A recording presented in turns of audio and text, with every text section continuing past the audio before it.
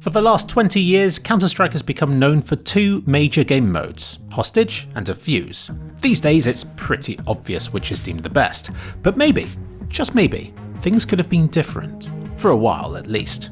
Because there was a time when Counter-Strike only had Hostage mode. Who knows what would have happened to the game had Defuse never happened.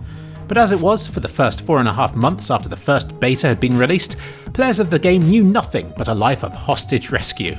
And the epic battle between the terrorists who were holed up in a building somewhere and the counter-terrorists whose job it was to infiltrate the said building and to rescue the brain-dead hostages. And normally these maps were horribly one-sided and unbalanced. It was only with Beta 4 that the game finally got the Defuse game mode, and it quickly gained popularity, soon surpassing Hostage's player base and becoming the primary game mode for Counter-Strike. But why? I think there are three reasons. The first is the obvious one, and that's because Defuse game mode is objectively better than Hostage mode is.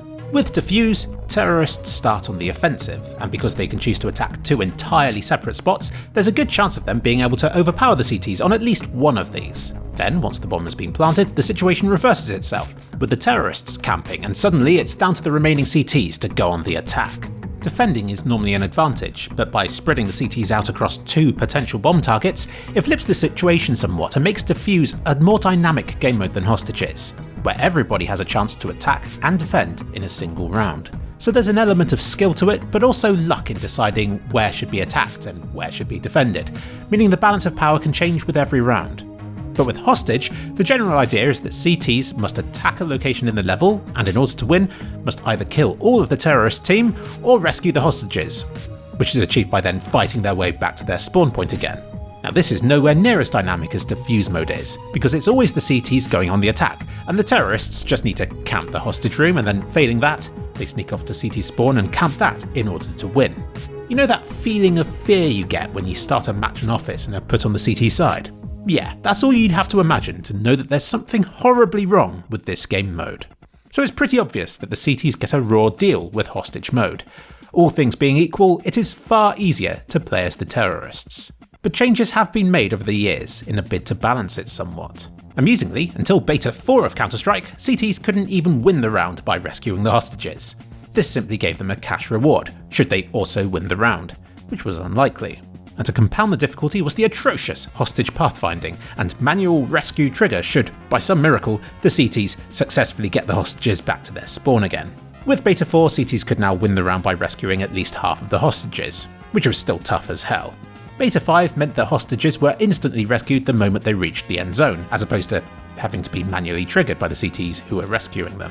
But until Beta 6, terrorists could prevent all this by simply killing all of the hostages, and thus preventing the CTs from being able to win in this way. This was eventually fixed with a kick penalty for killing the hostages, though the game mode has been prone to other exploits since. Do whatever you want, just don't. I'm sorry, okay. Counter-Strike Condition Zero was a strange time for Hostage mode. They acted more like real people, which sucks for the CTs trying to rescue them.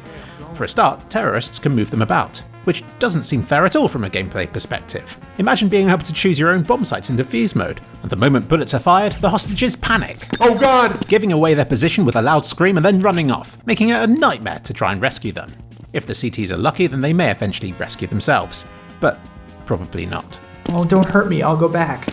And on top of all of this, I recall a time when you could win by rescuing just one of them, simply by killing the rest of them so that at least half of the surviving hostages had, indeed, been saved. So come to think of it, the CTs may get a raw deal with Hostage mode, but I think it's the hostages who get the worst deal of the lot. All of you newer players won't know about this because since 2013, rescuing hostages doesn't involve having them chase you about the level at breakneck speeds, but instead it involves picking them up and carrying them to the safe zone, and only one of these rescues is required for CTs to win that round. And the hostages start more spaced out across the level to make it harder for the terrorists to defend them in the first place. This is a major improvement over older versions of the game mode. And now, since starting on this video, Valve has further shaken up things by adding back the riot shield into Hostage mode, currently only for casual matches, and only for the CTs to buy. Clearly, this is another attempt at balancing the game mode further, but I'm unsure whether even this will be enough to balance Hostage mode. Insertion 2 might have more luck. This is a hostage map, but with the added twist that CTs and Ts can choose their own spawn locations every round, and the map itself is much larger and more open than we're used to seeing from Hostage mode. This might be the sort of thing that Hostage mode needs, if it's ever to shake free from its unbalanced roots. So why did players stick with Counter-Strike's betas, if all it had was a super unbalanced version of Hostage mode?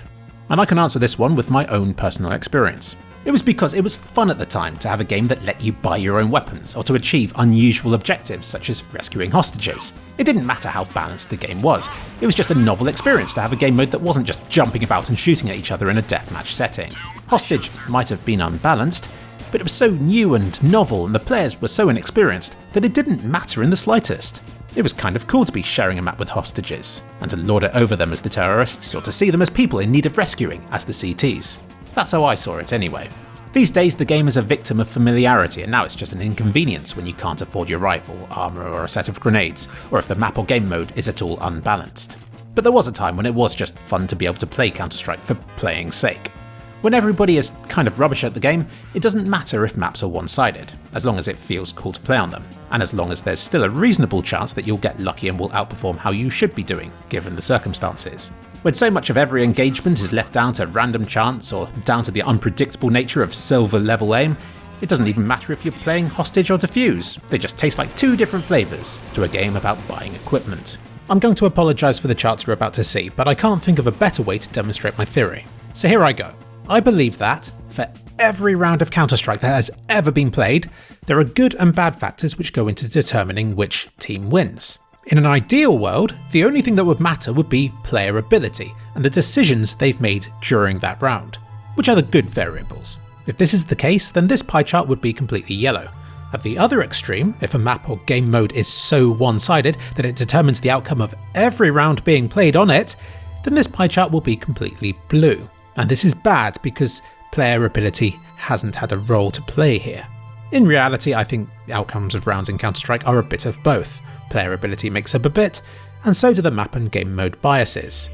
In this particular case, it's 50-50 whether a good or bad factor determines the outcome of a round. And I think this balance changes over time as the player base for the game gets better. Now you sort of understand this Frankenstein chart that I've made, let me show you what I think has happened with Counter-Strike over the years. When the game first came out in Beta 1, the maps were heavily one-sided, so that's represented by a big value of 100. Hostage mode is also really one-sided, so that's represented by another big number like 100 as well. However, back in Beta 1, these things didn't play a large role in deciding the outcomes of rounds played, because player ability was so low and inconsistent at the time that it still determined the bulk of round outcomes, which I've represented with a massive value of 1000 here, dwarfing the other variables. But as time went on, the players got more skilled, and their performance every round less variable, so we'll shrink this skill variability from 1000 down to 500, and then maybe 100, and now 50.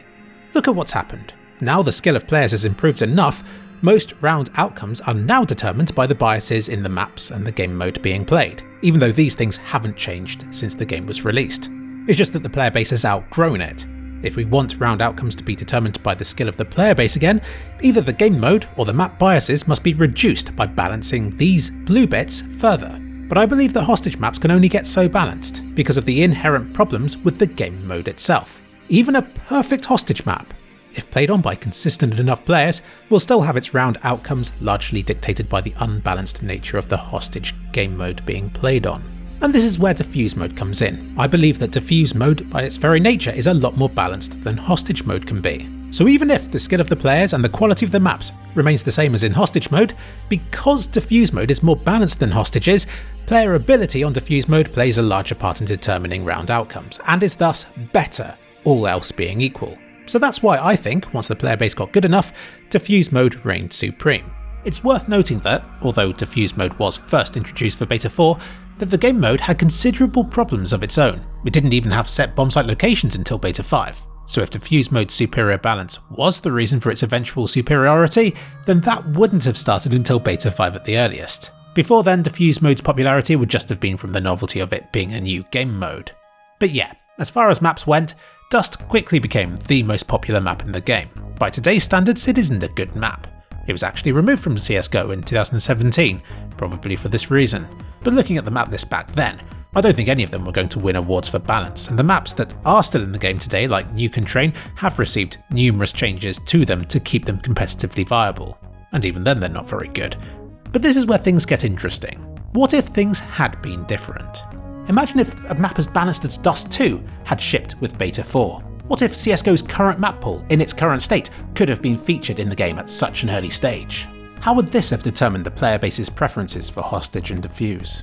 Unfortunately, there is no way of knowing how things might have been different had Counter-Strike's first beta shipped with Office, or with the Hostage mode in its more balanced current CSGO form.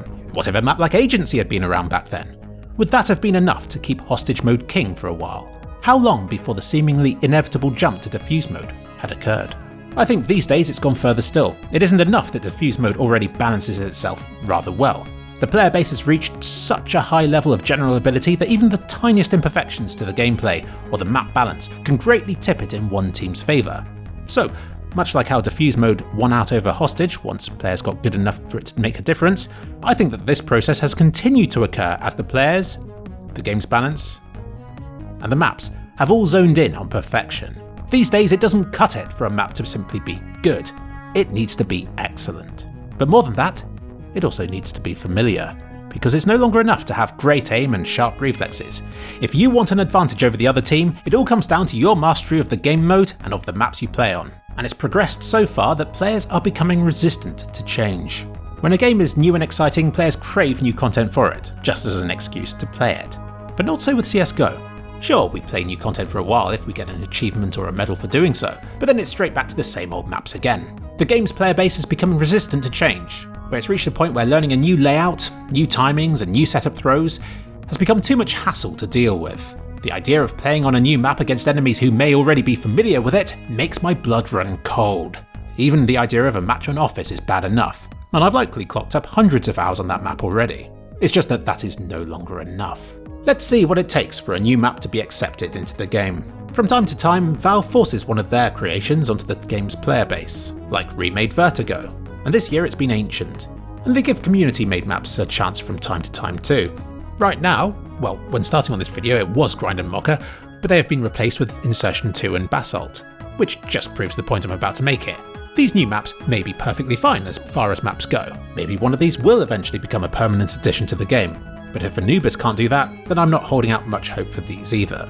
And if they're just going to be removed again in a few months' time, then what's the point in me wasting my time learning these, when my time would be better spent learning a 100th grenade throw for Dust 2 instead? So this leaves Agency and Cache as the latest community-made maps to be permanently added to the game. And both of these are from 2013. But moving away from Hostage and Defuse for a moment, Valve has done a lot to try and branch out into other modes too.